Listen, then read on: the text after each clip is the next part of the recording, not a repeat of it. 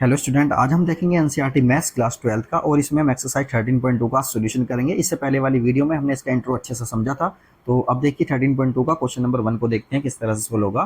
Question number 1 है if P A equal 3/5 and P B equal 1/5।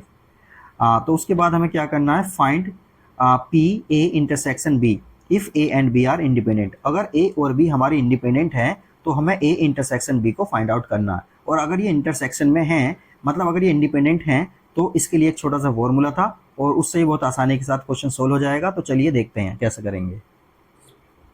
तो चलिए question number 1 को हमने यहाँ लिख लिया है और देखते हैं इसका सॉल्यूशन किस तरह से हमको करना है। ये तो ध्यान से देखिए इसको। आप पी ए हमें गिवन है, पी बी भी हमें गिवन है और पी ए इंटरसेक्शन बी को हमें से फाइंड आउट करा रहा है और ये भी बोल रहा है कि ये दोनों इवेंट हमारे इंडिपेंडेंट है। तो देखिए अगर ए और बी हमारे इंडिपेंडेंट हैं तो इसको लिख लेते हैं if A and B are independent. If A and B are, अगर ए और बी दोनों इवेंट हमारे कैसे हैं, इंडिपेंडेंट हैं, तब हमें देखिए क्या करना है। फॉर्मूला हम लगाएंगे P A intersection B equal P A into P B, ये आएगा। अब देखिए सीधा सीधा फॉर्मूला है, दोनों को इनमें पुट करेंगे और आंसर आ जाएगा हमारा। तो पी ए की वैल्यू है हमारी 3/5 इंटू पी बी की वैल्यू है 1/5। इस 3 की इस वाले में 1 में मल्टीप्लाई हो जाएगी तो 3 आ जाएगा और इस 5 की इस 5 में मल्टीप्लाई होगी तो ये आ जाएगा 25 और यही हमारा क्या होगा, फाइनल आंसर होगा। क्वेश्चन नंबर 1 हमारा कंप्लीट हो गया। क्वेश्चन नंबर 2 को देखते हैं। तो देखिए क्वेश्चन नंबर 2 में हमें गिवन है 2 cards are drawn at random. 2 cards हमने निकाले हैं with and without replacement from a pack of 52 playing card. मतलब 52 प्लेइंग कार्ड हैं, जो ताश के पत्ते होते हैं वो कितने 52 हैं। उनमें से हमने 2 कार्ड को निकाला है और रिप्लेसमेंट नहीं किया है, मतलब एक को निकाल लिया तो उसको वापस उसके अंदर नहीं रखा है। Find the probability that both the cards are black.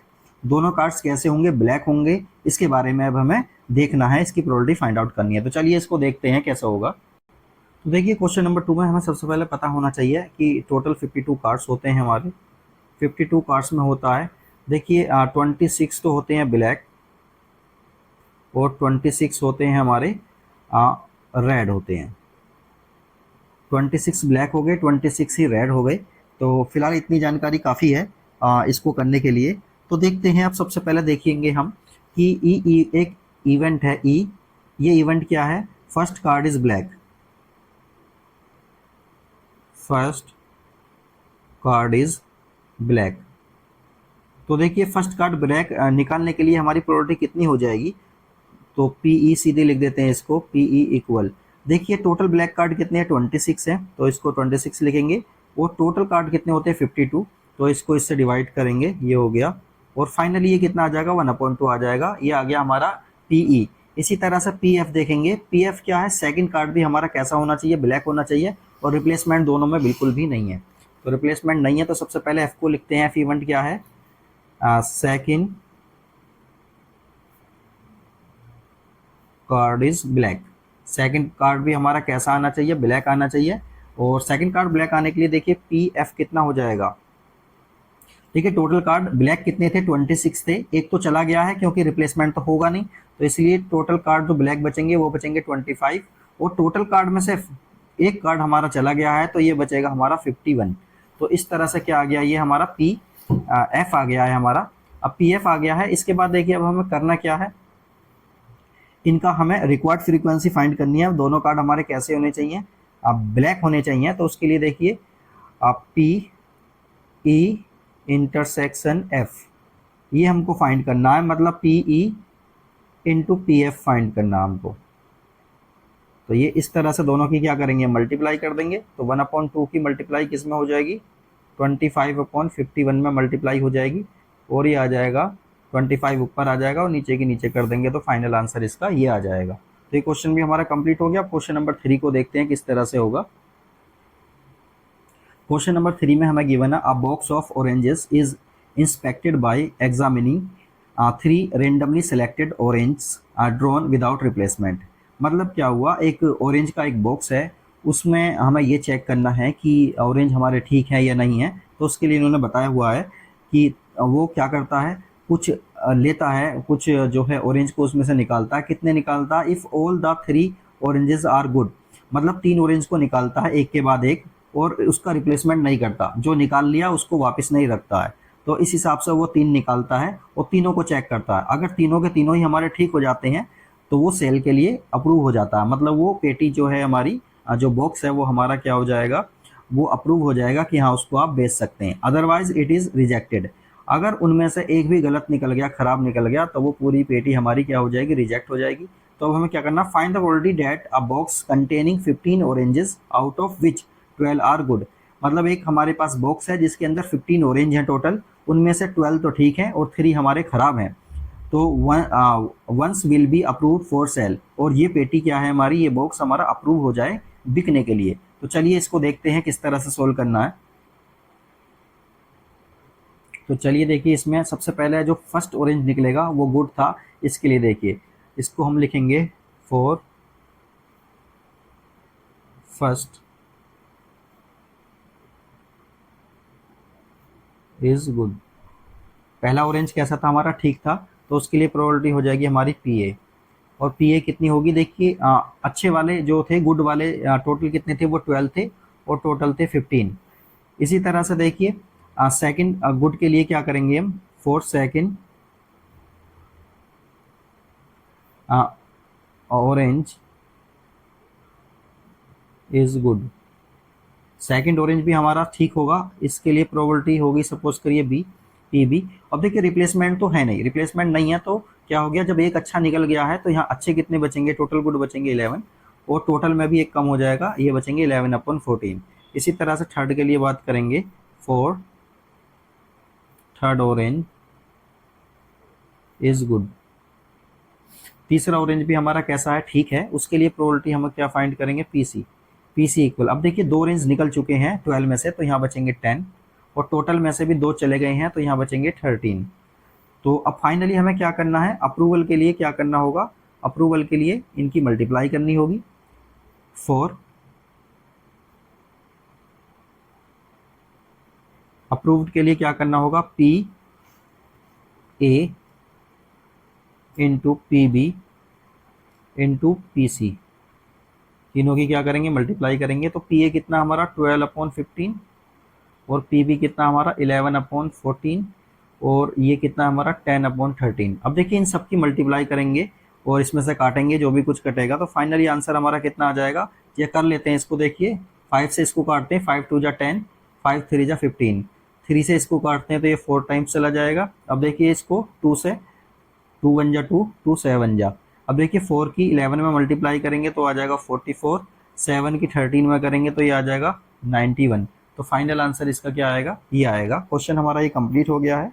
अब देखिए क्वेश्चन नंबर 4 को हम करते हैं।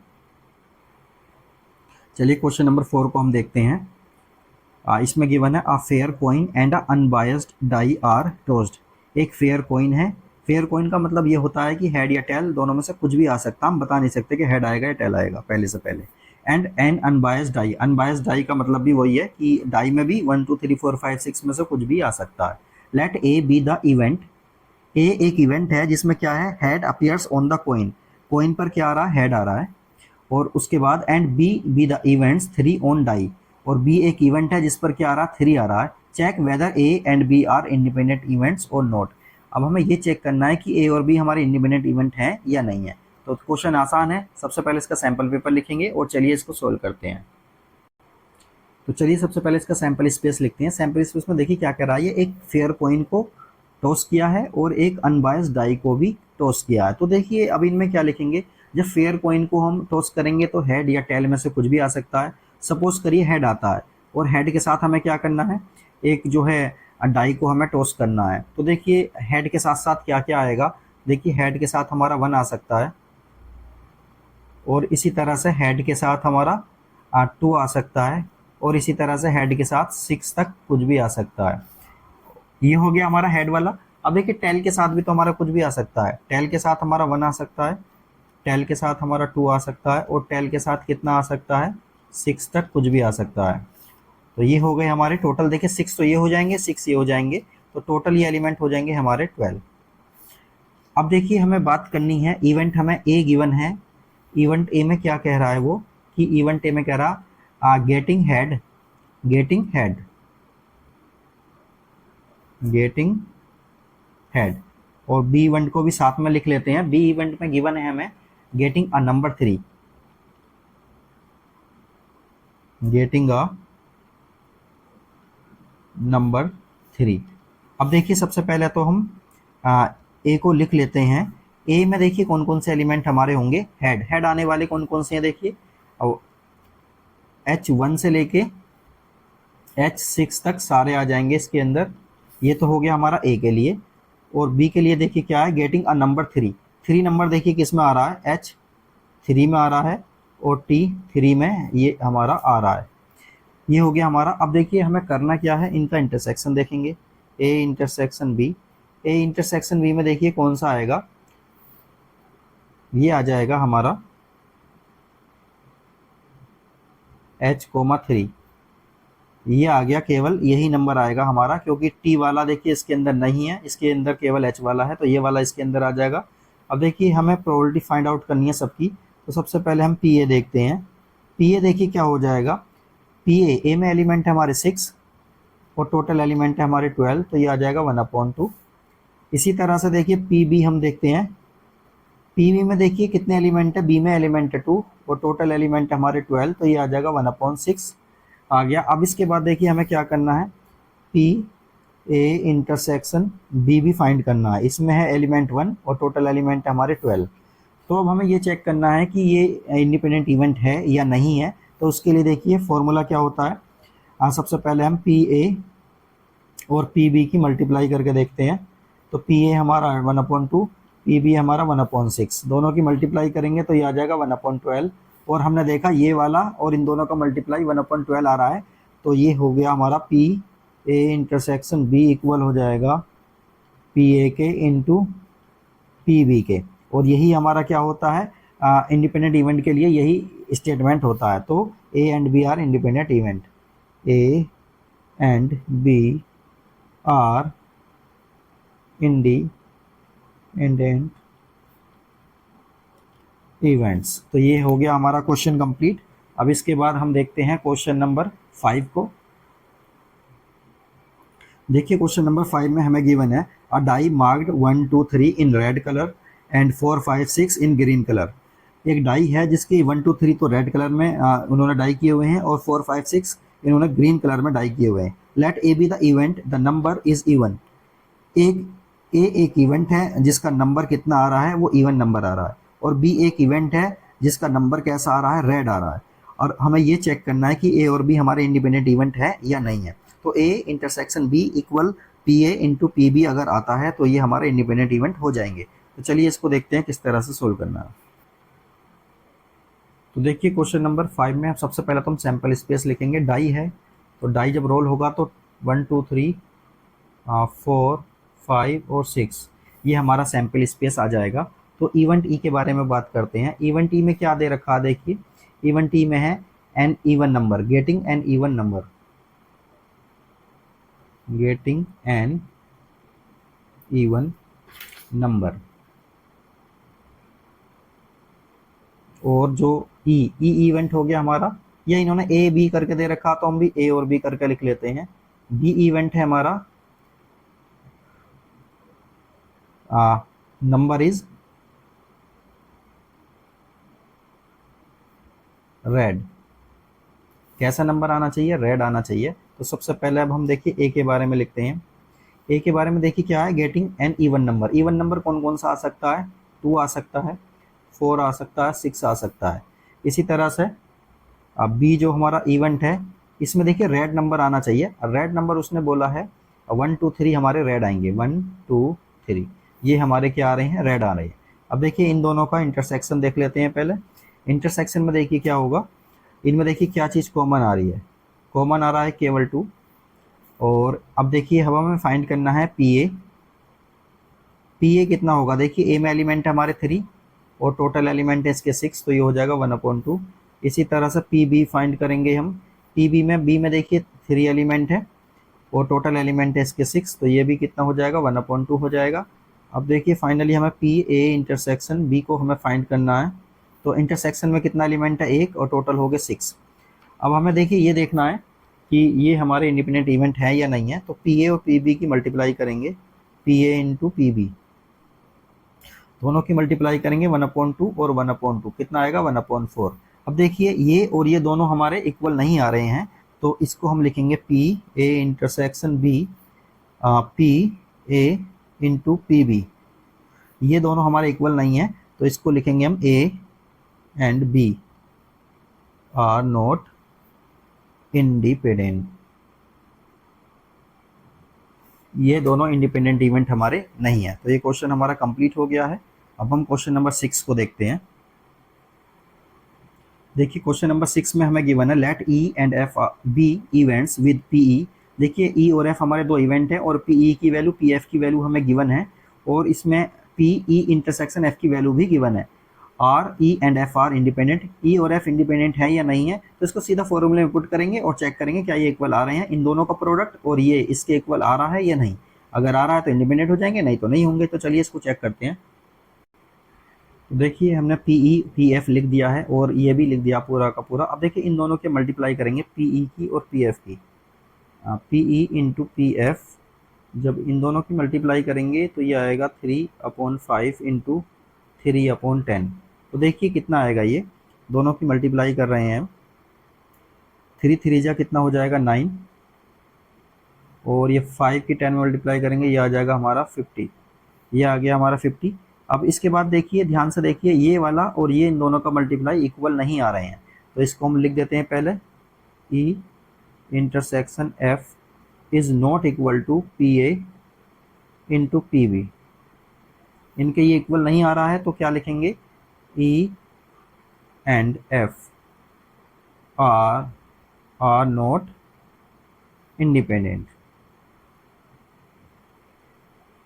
ये क्या है, हमारे इंडिपेंडेंट इवेंट नहीं है।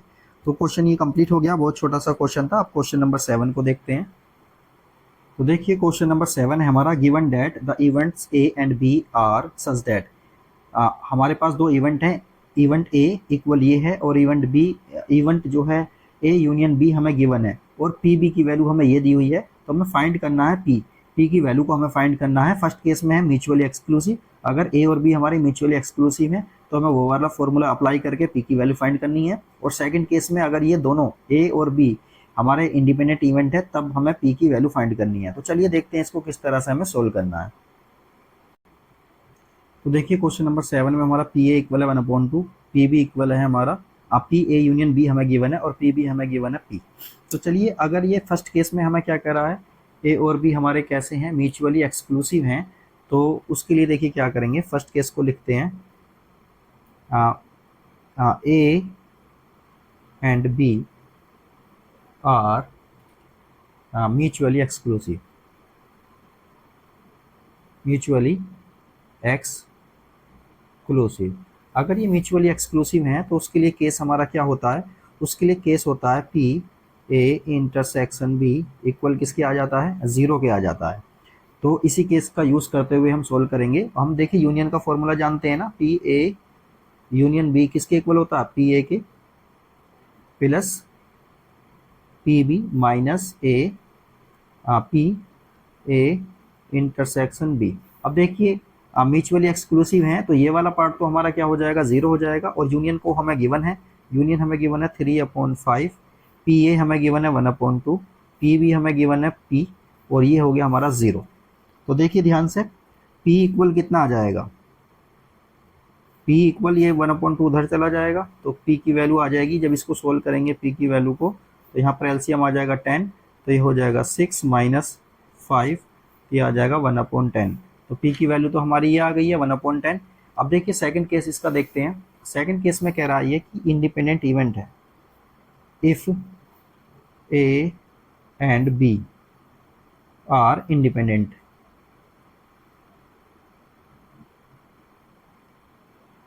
ए और बी क्या है, हमारे इंडिपेंडेंट इवेंट है।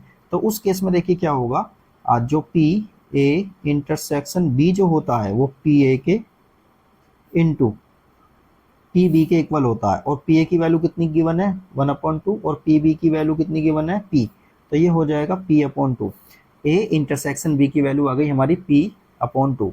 अब हमें इसी वैल्यू का यूज़ करते हुए क्या करना है, यूनियन वाला फॉर्मूला अप्लाई करना है। तो यूनियन वाला फॉर्मूला क्या होता है, P A union B equal, ये हो जाएगा P A plus P B minus P A intersection B.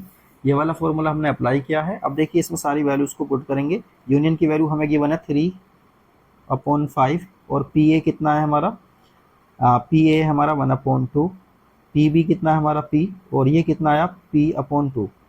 तो ये आ गया। अब देखिए हमें करना क्या है, इन दोनों को तो यहीं रहकर सोल्व करेंगे, 1/2 को इधर पहुँचा देते हैं। तो ये हो जाएगा 3/5 माइनस 1/2 इक्वल, इनमें एलसीएम लेंगे 2, तो ये हो जाएगा 2p माइनस p। 2p में से p जाएगा तो p ही बचेगा, P/2 आ गया। और जब इसको हम सोल्व करेंगे तो एलसीएम आएगा यहाँ पर 10, और देखिए कितना आ जाएगा, ये आ जाएगा 6, ये आ जाएगा 2 5 जा, तो 5 आ गया, ये आ गया 5 P/2। अब देखिए ये कितना आएगा हमारा 1/10 आ गया, 1/10 इक्वल है P/2 के इक्वल। और जब हम इसको सोल्व करेंगे फाइनली तो देखिए P इक्वल कितना आ जाएगा, P इक्वल आ जाएगा 2/10, और 2/10 को लिख सकते हैं हम 1/5, और यही क्या होगा, इसका फाइनल आंसर होगा। तो P की वैल्यू हमारी सेकंड केस में 1/5 आएगी। तो चलिए क्वेश्चन नंबर 7 तो कंप्लीट हो गया। अब क्वेश्चन नंबर 8 को देखते हैं।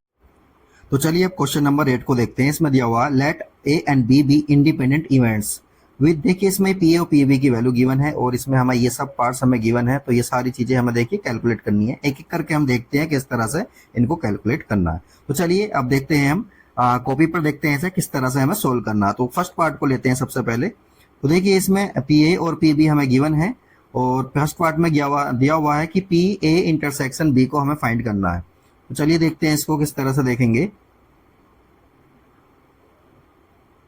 देखिए ए और बी हमें इंडिपेंडेंट इवेंट्स दिए हुए हैं।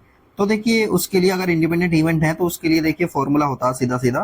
तो P A intersection B equal आ जाएगा हमारा P A into P B. ये फॉर्मूला हम जानते हैं, और सिंपल इस फॉर्मूले में ये वैल्यूज को पुट करेंगे और दोनों की मल्टीप्लाई करेंगे तो सीधा सीधा हमारा क्या आंसर आ जाएगा। तो देखिए ये वाला पार्ट तो हमारा बहुत आसानी के साथ सोल्व हो गया है। अब देखिए सेकंड पार्ट को देखते हैं। सेकंड पार्ट में देखिए क्या चीज गिवन है। देखिए पी ए यूनियन बी हमें गिवन है, और देखिए यूनियन के लिए हमारा फॉर्मूला होता हम जानते हैं P A plus P B, और देखिए minus P A intersection B ये होता है। लेकिन हम जानते हैं क्योंकि ये इंडिपेंडेंट इवेंट है और हमने इसका इंटरसेक्शन ऑलरेडी फाइंड कर लिया है, तो सीधी सीधी इसकी वैल्यू पुट कर देंगे इसके अंदर, और इस चीज को हम सोल्व करेंगे तो फाइनली हमारा आंसर आ जाएगा। तो देखिए इन दोनों को ऐड किया 0.7, और इसमें से 0.12 को हम क्या कर देंगे, माइनस कर देंगे, तो सीधा सीधा हमारा आंसर आ जाएगा 0.58। ये सेकंड पार्ट का भी हो गया है। अब थर्ड पार्ट को देखते हैं। देखिए थर्ड पार्ट में हमें पूछा गया है कि पी ए बाई बी पूछा है। तो देखिए पी ए बाई बी का फॉर्मूला क्या होता है, P A intersection B upon P B. Upon में वही आता है जो इधर साइड में भी अपॉन में होता है। तो इन सब की वैल्यूज हमें पता है, सभी को पुट करेंगे और देखते हैं। फिर देखिए सिंपली सॉल्यूशन करेंगे तो हमारा आंसर आ जाएगा। तो देखिए यहाँ पर 0 आ जाएगा एक, है ना। तो अब इसको सोल्व करेंगे सिंपली, ये आ जाएगा 12/40, और इसको हम काटेंगे। देखिए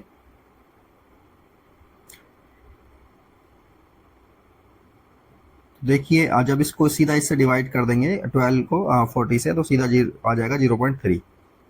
इसी तरह से देखिए इसके फोर्थ पार्ट को भी देखते हैं। फोर्थ पार्ट में हमें गिवन है पी बी बाई ए, मतलब ऊपर वाले का ऊपर वाला और ये नीचे वाला दोनों एक दूसरे के अलग अलग टाइप के हैं। तो देखिए इंटरसेक्शन जो होता है हमारा पी ए इंटरसेक्शन बी या पी बी इंटरसेक्शन ए, दोनों का ही सेम रहेगा, तो वो तो ऐसे ही आ जाएगा।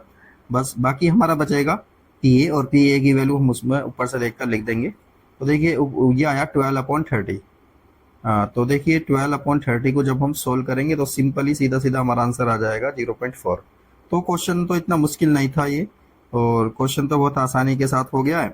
तो देखिए इसके हमने जो है 8 पार्ट तक कंप्लीट कर लिए हैं। अब हम नेक्स्ट वाली वीडियो में 8 पार्ट के बाद, मतलब 9 और 9 के बाद वाले क्वेश्चन को सोल्व करेंगे। तो वीडियो को देखते रहें, चैनल को सब्सक्राइब करें। ओके।